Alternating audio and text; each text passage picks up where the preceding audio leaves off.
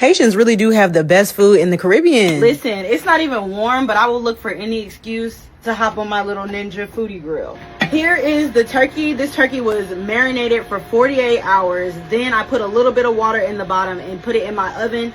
Cooked them until they were fork tender. I mean, you could have did it on the stove, but I'm lazy. I put everything in the oven if I can. In the summertime, it'd be spiders under here. I can't let you go without me. Oh, ooh, the wind. Turkey pieces. Like, that's all flavor. I'm gonna shut that. Oh shit, I got sidetracked. These better not be burnt. They're not burnt.